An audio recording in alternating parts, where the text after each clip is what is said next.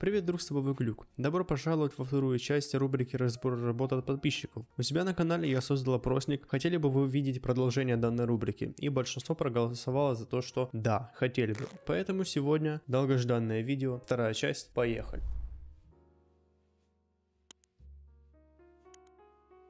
Друзья, большинство из вас начинает либо уже занимается в сфере 3D. Когда я вставал на этот путь, мне было трудно, ведь я искал информацию по крупицам в интернете, и мне не у кого было спросить совет и услышать рекомендации по поводу своих работ. Сейчас я даю эту возможность тем, кто оформит спонсорство на моем канале. За первый уровень ты получишь доступ к просмотру видео за 5 дней до его выхода, быстро получишь ответ на свой вопрос в комментарии и также сможешь пользоваться авторскими стикерами. Второй уровень спонсорства даст тебе доступ к закрытому Discord-серверу, в котором ты сможешь пользоваться текстовыми чатами, задавать там вопросы, прикреплять картинки, файлы и ссылки для удобства общения. Также ты сможешь участвовать в закрытых опросах на YouTube и узнавать информацию о предстоящих видео и статусе их создания. Третий уровень, в отличие от второго, предоставит тебе доступ к голосовым каналам, в которых будет проводиться ежемесячный двухчасовой групповой созвон со мной, где участники смогут увидеть разбор своих работ в лайв-режиме и пообщаться. Четвертый уровень позволит тебе проводить личные созвоны со мной в Discord раз в месяц по 2 часа, где я буду разбирать только твою работу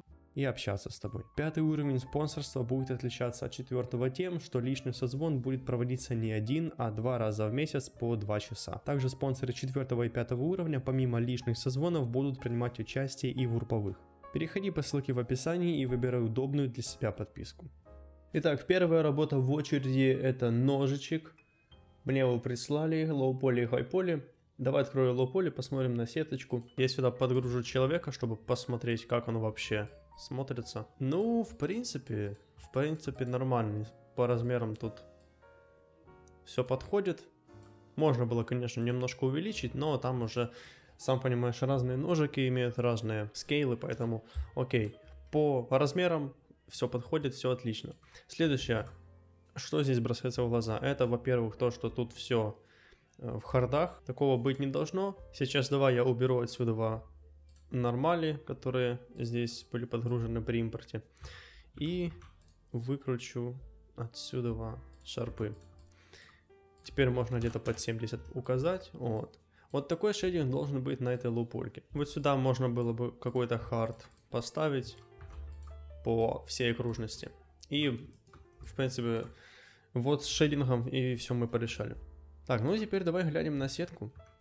Сетка — это самое важное в лоу-поле, да. Важно, чтобы сеточка была оптимизированная, не было лишних полигонов, точек, чтобы она у нас была компактная, так скажем. Ну, во-первых, да, тут видно, что проблемы с сеткой. Тут очень много лишака навалили, потому что вот мы видим, тут такая вот плоскость идет, и на ней просто куча точек, которые никак не влияют на геометрию, как и в прошлый раз я говорил.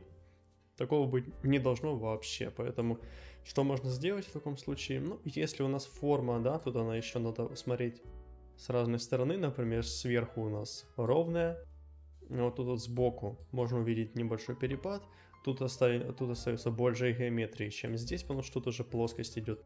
Ну и снизу тоже идет такой вот изгиб, поэтому какой вывод я могу сделать в том, что в основном вот эта вот геометрия в этой части лишняя, а здесь можно было бы просто ее поколлапсить через одну, например. Ну, давай разберемся. Во-первых, да, сейчас уберем лишнюю геометрию, которая вообще никак не влияет на форму нашу. Это все дело просто можно будет коллапснуть потом. Вот так вот делаем. Видишь, ничего не произошло, оно абсолютно все ровное. То же самое делаем с вот этими эджами. Видишь, коллапснул, все отлично. Так, дальше что могу сказать по поводу вот этой вот ручки. Ну, во-первых, тут как-то оно не очень здорово смотрится. Хотя, в принципе, даже если расценивать этот объект как от первого лица, да, если он будет в игре использоваться, ну, тут все равно напрашивается еще один эджик какой-нибудь. Например, это вот так вот сдвинуть и тут еще опрокинуть вот такой вот эдж. Тут, например, это все дело соединить в одну точку. И потом это все дело вот так вот выровнять. Оп. И вот таким вот образом. Чтобы оно было более скругленнее, это можно даже еще подальше сделать. Вот так вот. Чутка подальше. Ну, конечно, это надо все пропорционально редактировать. Здесь можно было бы немного повернуть вот эту часть, чтобы рукоятка была такая более округлая. Здесь то же самое делаем. И в принципе с этим моментом уже мы все порешали. Сделать более такую органичную форму, потому что раньше она смотрелась, да, рублено. Я вот сейчас потягал эти эджики. Тут потом разобрался с этими эджами. Как-то их равномерно тут распределить. Дальше, что бы я сделал? Ну, прокинул бы вот так вот. Потому что если я бы прокинул эдж так, у меня был бы какой-то не очень нормальный треугольник. Он был бы какой-то вытянутый, да. Не очень красивая сетка получилась бы. Ну и вообще в целом я бы добавил бы еще сюда по 2 лупа вот таких вот. Добавил бы тут точку, тут, потому что когда здесь одна точка, вот это вот, оно как-то очень треугольно смотрится, и это бы место просится вот так вот еще поддобавить, чтобы была более круглая форма. Ну и с этих позиций тоже можно было бы как-то это все дело коллапснуть. Например, даже если у нас тут идет такая вот форма, да, интересная. Вот я сейчас коллапсую вот эти вот. Вот я сейчас соединяю вот эти эджики, да. И в основном форма мало меняется. Здесь вообще вот этот вот лишний. Можно было просто поубирать отсюда. Вот, ну а тут то же самое делаем. Смотрим, как это влияет на геометрию. Вообще никак не влияет, поэтому берем это все дело так вот. Соединяем вершинки, особенно на плоскостях. Здесь, что я могу сказать? Тут можно вообще вот это все дело соединить.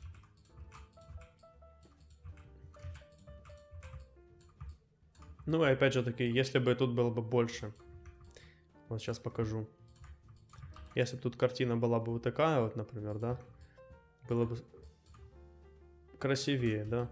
И тогда бы мы не так сильно видели бы перепады вот этой формы. А если без этой штуки, мы сразу можем увидеть, как она спадает неравномерно.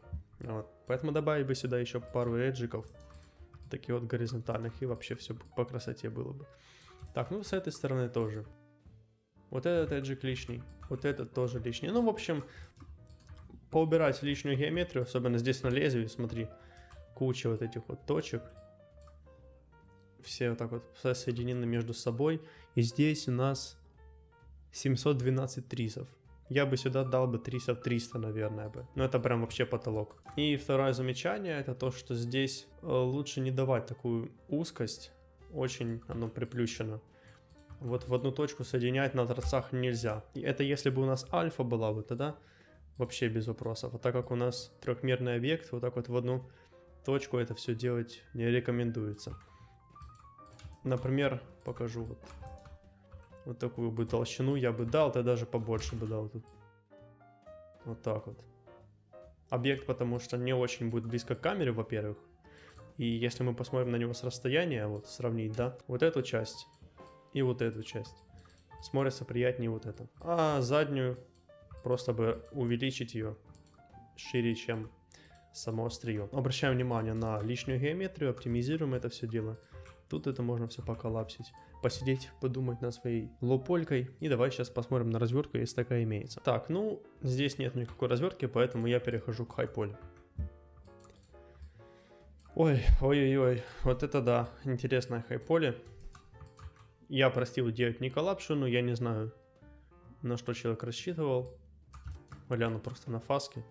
Ну, тут слишком она узкая, да, тут вообще очень малюсенькая эта фасочка. Тут какие-то рубленые торцы. Тут оно все в хардах. В общем, все, хайполе мы посмотрели. Так, следующая моделька, это уже вот такой вот инструмент, который на самом деле пришел ко мне с текстурами, но из-за того, что я в условиях, да, этого разбора не говорил, что мне нужно скидывать текстуры, соответственно, смотреть я их и не буду. Поэтому тут я этот материал ставлю в сингл, да, и будем смотреть непосредственно на саму сетку. Ну, во-первых, что хочу сказать. В принципе, если так сдалека смотреть и не обращать внимания на сетку, смотрел человек хорошо. Давай копнем глубже. Надо еще глянуть, как оно с расстояния. Нормально, нормально. Можно, конечно же, вот так вот как-то увеличить. Прям напрашивается. Скейлы я бы еще рекомендовал пересмотреть. Ну и давай глянем на сеточку. Но тут уже довольно приятная картинка, потому что я вижу, что человек не боится треугольников, да, он их коллапсит на таких скруглениях. Логикой человек умеет пользоваться, это уже радует. Ну вот. Что я единственное скажу, вот такие вот ситуации, когда у нас лишняя геометрия, не уследил человек. А тут на плоскости, так, ну, в принципе, тут оно как-то заворачивается, да, тут еще можно как-то это оспорить, да, вот так вот. Оно будет при триангуляции, поэтому тут нормально. Вот что насчет вот этой вот части, я бы вот так вот бы ее соединил с этой, вот так вот. И у тебя стало на 4 джа поменьше. Теперь, ну тут то же самая картина, тут просто человек, наверное, моделил под микроскопом, да, что для него вот такая вот горочка казалась как будто вау, там нереально большая геометрия, а просто нужно отдалиться и увидеть, что оно, грубо говоря, находится на одной плоскости. Поэтому данную картину нужно отсюда убирать. Следующее, что можем глянуть, это то, что тут у нас как-то странно идет геометрия, прокинутые как-то неправильно эти ребра, и здесь надо бы прокинуть, потому что нас движок там или тот же Marmoset может триангулировать это все дело не так, как нам захочется, как-то так он возьмет, триангулирует, и все, геометрия медным тазом пошла. Поэтому вручную такие моменты нужно интересные триангулировать, чтобы потом не было никаких проблем. Ну, а тут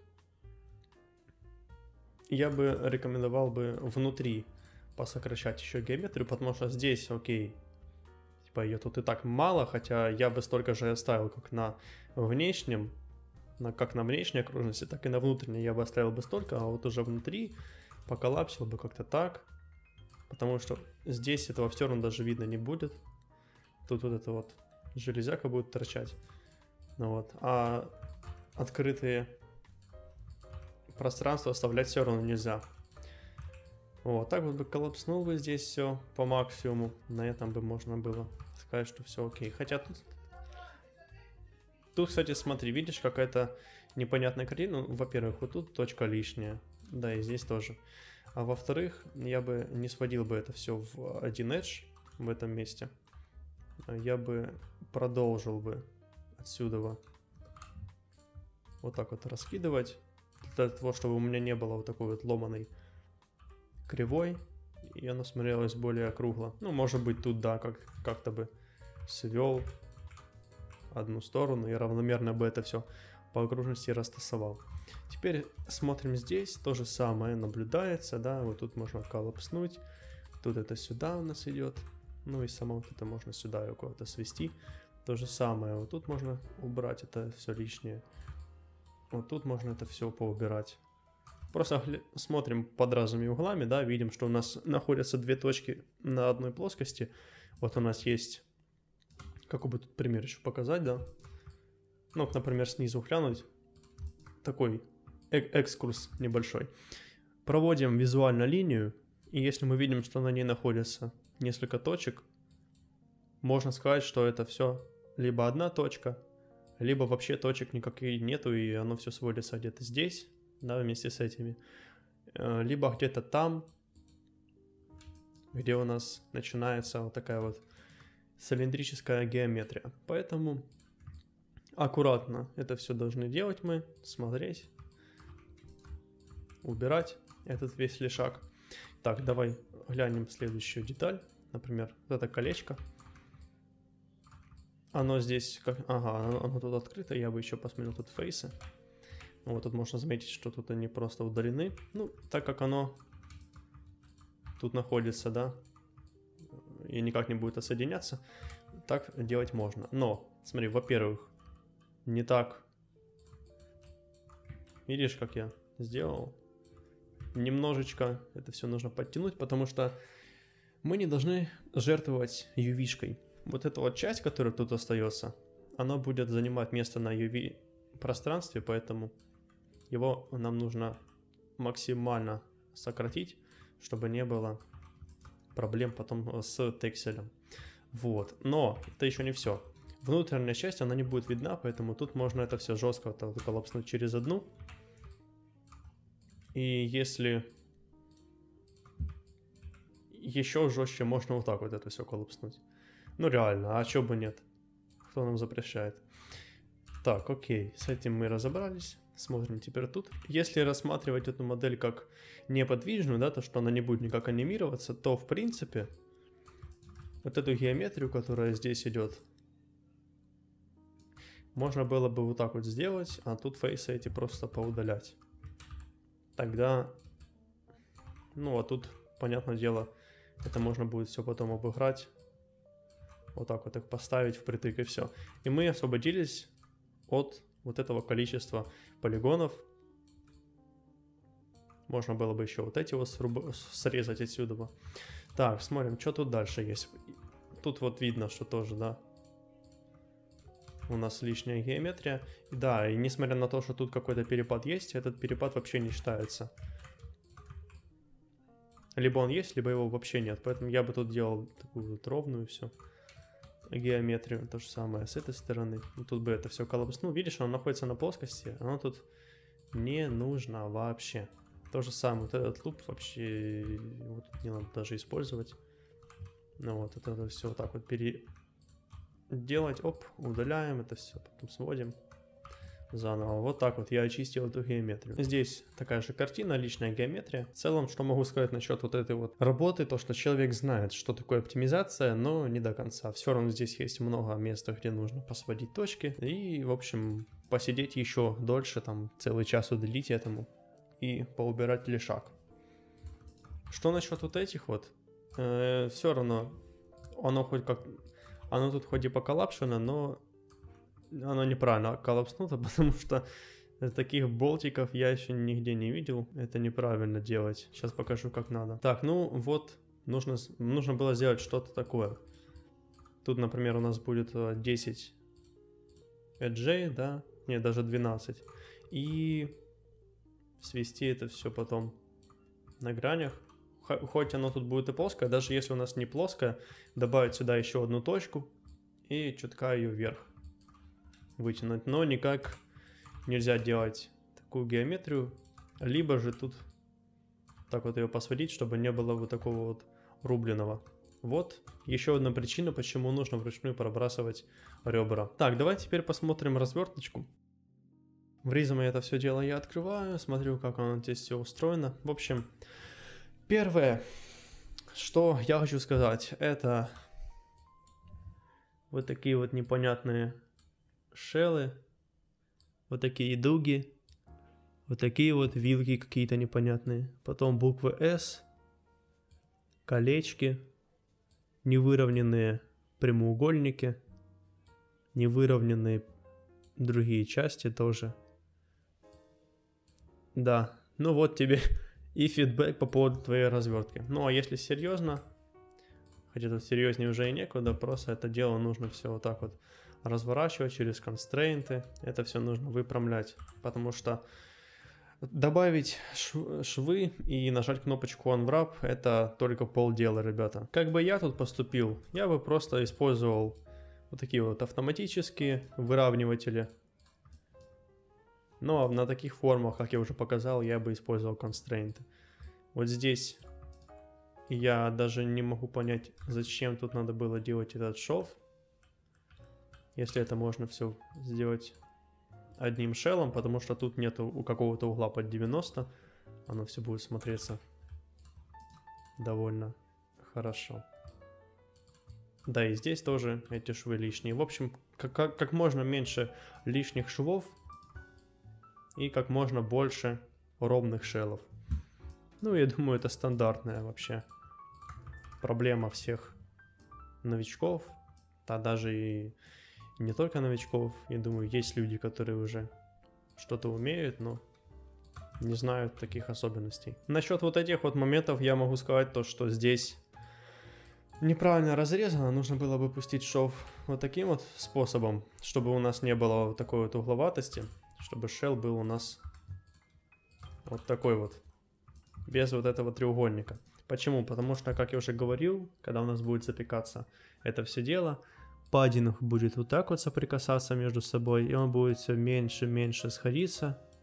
И в одной точке они просто друг в друга войдут, и у нас будет здесь огромный косяк, а ложка поплывет, нормалка будет тянуться. В общем, такое нас не удовлетворяет, поэтому это все дело нужно отсюда истреблять. Насчет развертки я сказал все, можно переходить теперь к хайполи. Так, теперь перебираемся к хайполи.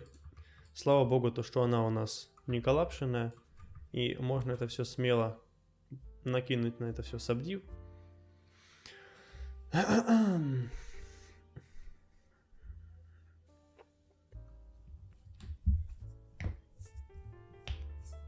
Бля.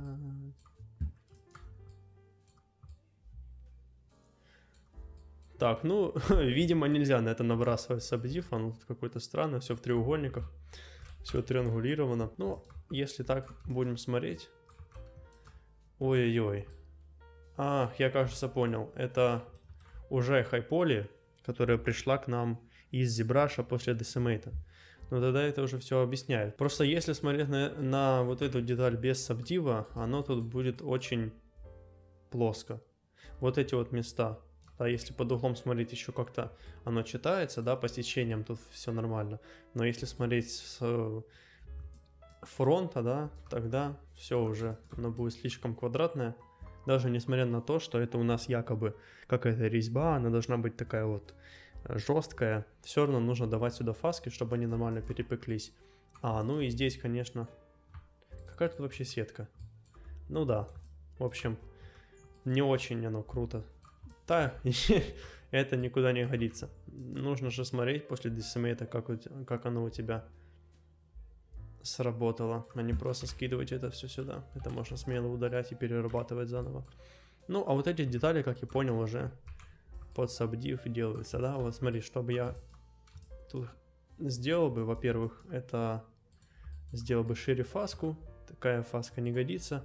Не знаю, человек, наверное, забыл посмотреть первый выпуск, где я смотрел работы.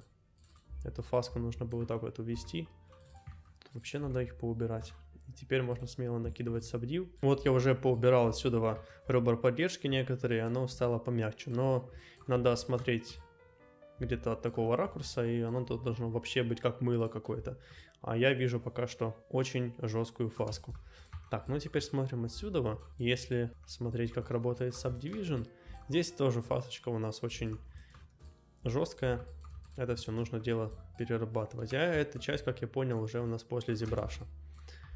Ну да, так оно и есть. Ну, после ZBrush можно будет только посмотреть на аккуратность, на шейдинг. Я даже его сейчас включу через MatCap, чтобы все косяки всплыли. Вот вам пример неправильного шейдинга на хайполе. Вот это же дело все потом будет на лоу-поле перепекаться, когда мы будем закидывать это все в мармосет, а на лоу-поле будет такая же самая картина.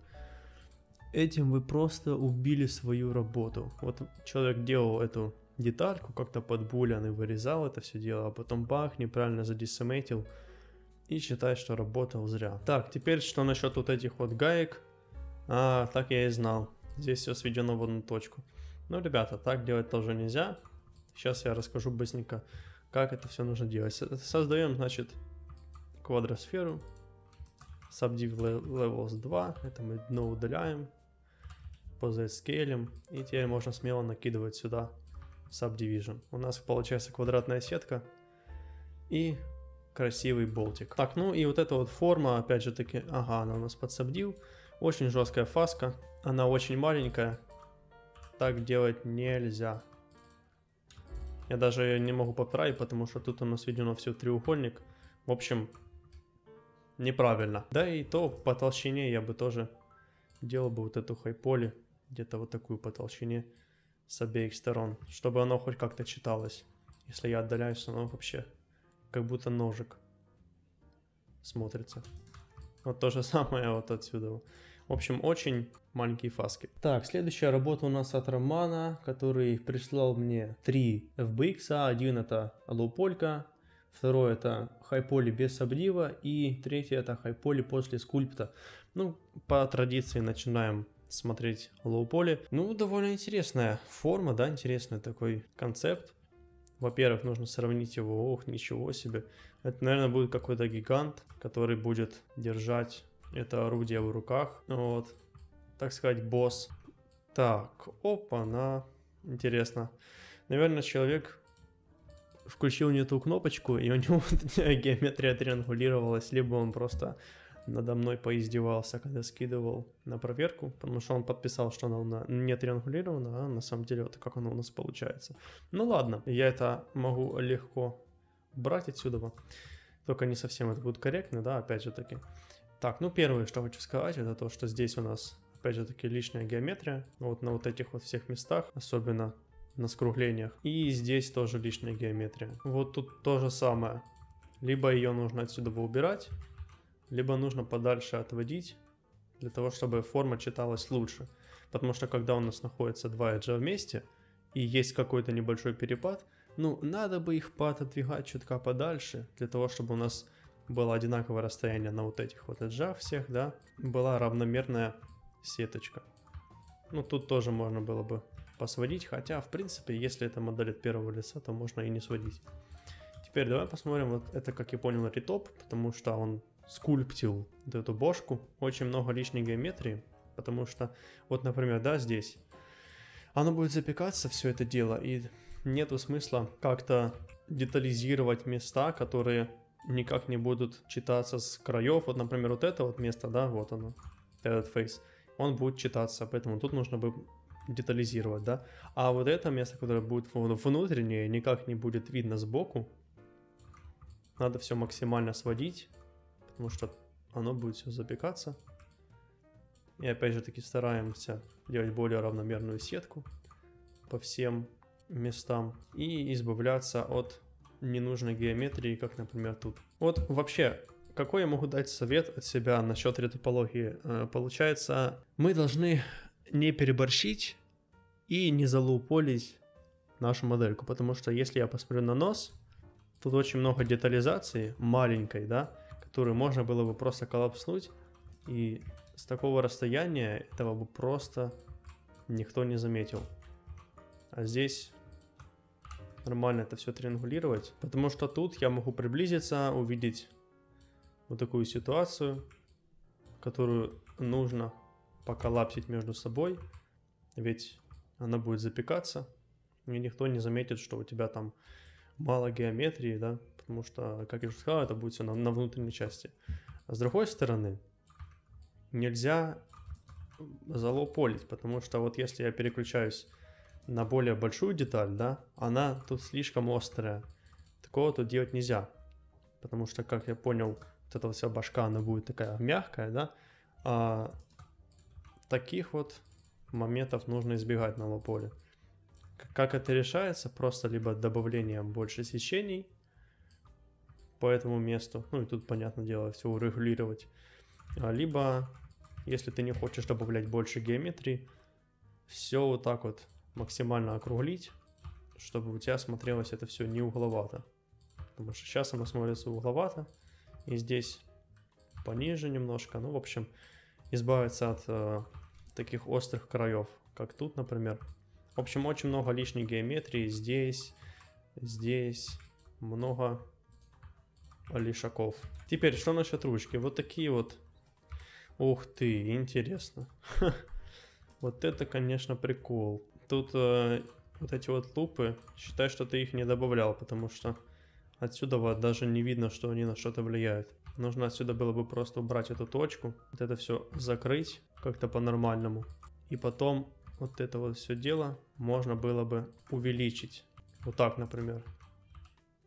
Потому что нельзя оставлять сведенных в точку частей.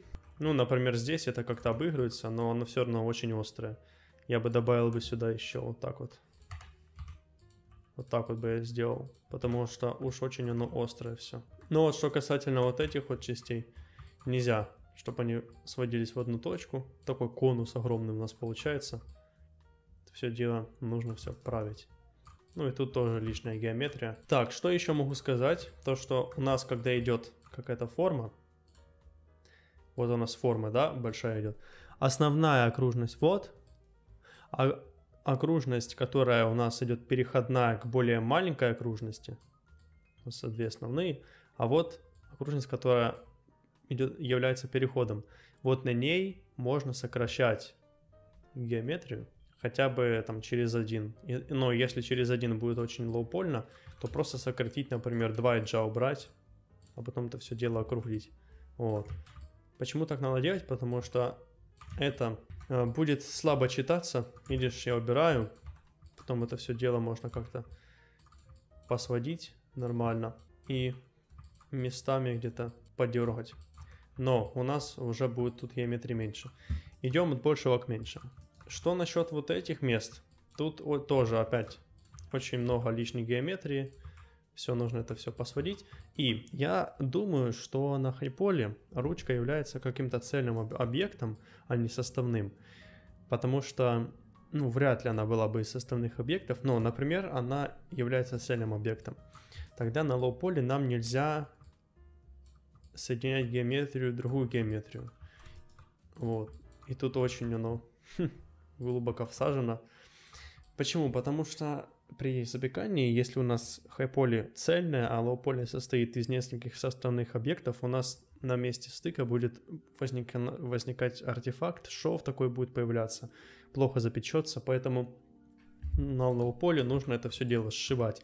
Или если сшивать это впадлу, тогда на хайполе нужно сделать 2 части, чтобы и хайполе тоже была составная. Так, тут насчет глаза, он тут является отдельной геометрией, он тут тоже очень прям детализированный, и какая-то тут непонятная детализация. Что-то тут идет, такие вот эджи, они куда-то улетают вверх. Тоже не очень понятно, зачем нужно было так делать. Да, тоже, что касательно вот этой всей лоупольки, тут нужно посмотреть на лишнюю геометрию, поубирать ее и избавляться от острых краев на мягких деталях. Теперь давай глянем на развертку. Но уже с первых секунд видно, что тут имеются огромные потяжки.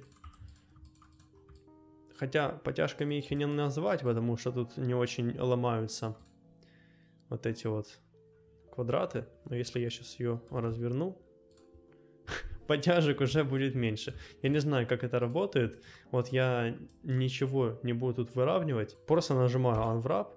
Все, потяжек уже нету. Я не знаю, почему она мне приходит с такими непонятными. Может быть, человек unwrapнул и начал это все дело оптимизить, да, кучу раз. Хотя даже я вот это сейчас проделал, тут нормально все. Вот сравним. Не знаю, в чем проблема была просто один раз unwrapнуть. Ну, ладно. Так, что насчет зубов? Кстати, я забыл на них посмотреть на лоу-поле. Во-первых, они очень глубоко посажены. Во-вторых, они не развернуты. Они просто unwrapнуты. Так делать нам нельзя. Что нужно в такой ситуации предпринимать? Как обычный цилиндр берешь, так вот и разворачиваешь. Вот, тогда у тебя становится нормальный shell. Это все потом можно выровнять. Вот тебе выровненный зуб. Ух ты, вот это интересная часть. Ага, прикольно. Не, ну слушай, как это работает? Почему вот эта вот часть развернулась как круг, а вот эти вот зубы развернулись как непонятно что. В общем, да. А с разверткой туговато. Смотри мои туториалы и подтягивай свои знания. Потому что тут с такими частями, которые ты ретопишь, нужно повнимательней, чтобы оно не сильно его тянуло. Да даже и здесь с более-менее хардсерфнесной деталью, как-то у тебя внутри, во-первых, у тебя геометрия идет. Не очень понятно, зачем это делать. Тут еще разрез какой-то странный.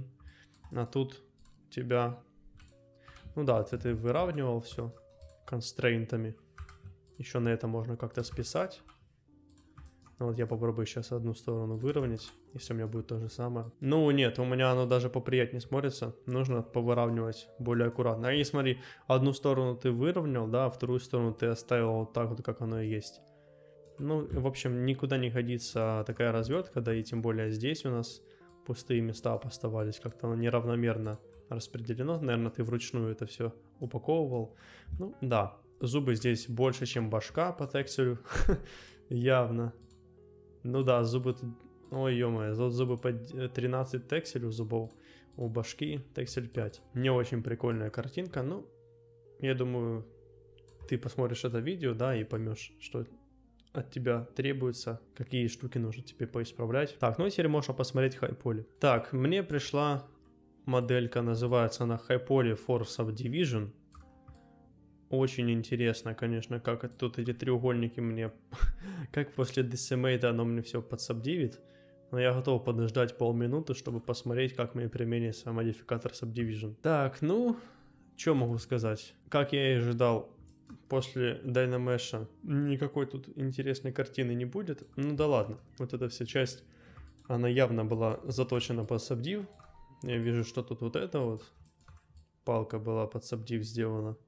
Ну да, она составная, поэтому на лоу-поле можно было так сделать. Вот. Ну здесь из Subdiv только вот эта палочка. Я не знаю, зачем тогда было вообще мне скидывать файл для Subdiv, если можно было бы эту палку просто полишем ZBrush вместе с основной формой края размыть, сделать их более мягкими. Вот. Ну и да, даже если смотреть так, нельзя делать такие острые грани.